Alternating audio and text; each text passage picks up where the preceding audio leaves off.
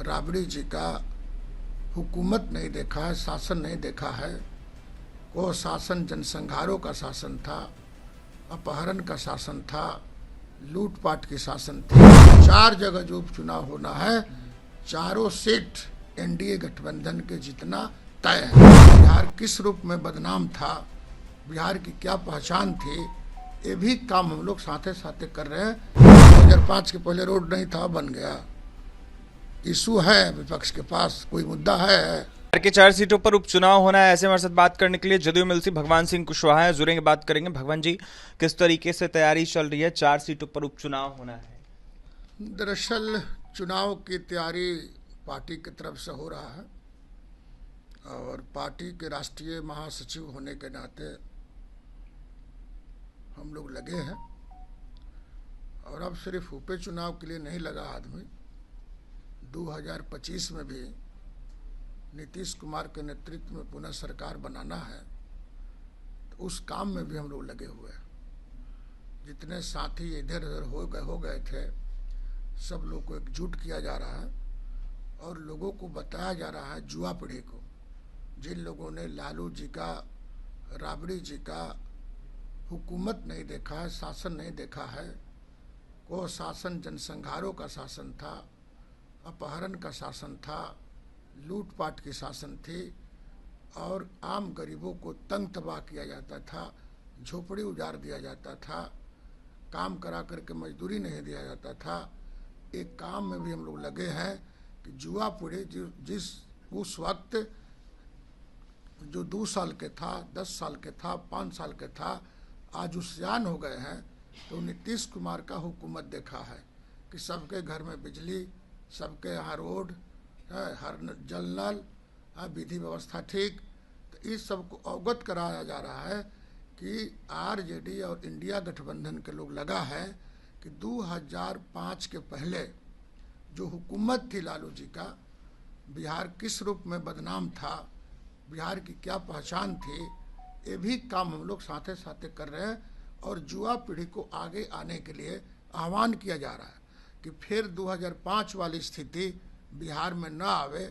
हालांकि भरी कोशिश हो रही है इंडिया गठबंधन की तरफ से, लेकिन वो कोशिश नाकाम हो जाएगा, फिर उन लोग को वापसी नहीं होगी।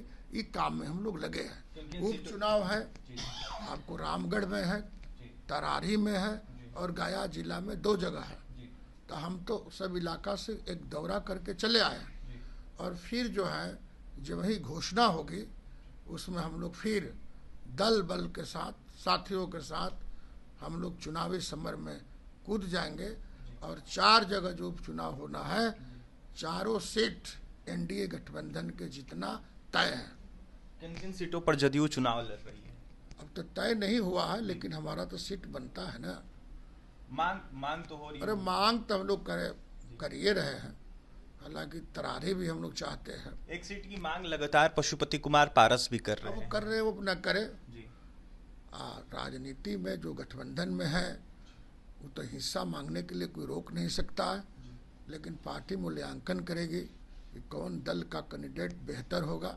आपने उपचुनाव के साथ 25 चुनाव की बात की। दमखम लगाने में लगातार नेता प्रतिपक्ष तेजस्वी यादव लगे हुए, उनकी पार्टी लगी हुई है, कह रही है कि 25 में कहीं ना कहीं जितने नहीं देंगे आप। इशू क्या है उनका? लगातार बिहार यात्रा पर इशू क्या है?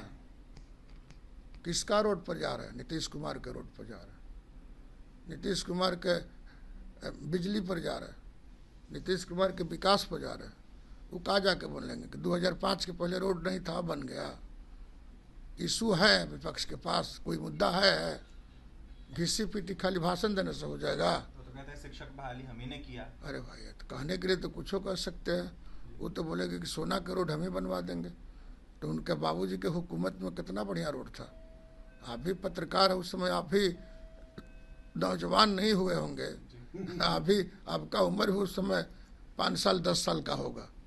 उसके हिसाब से यह ना हम बोल रहे हैं कि आने वाली पीढ़ी को बताना है कि 2005 के पहले वाला बिहार अब न बने, इसके लिए हम लोग प्रयासरत हैं।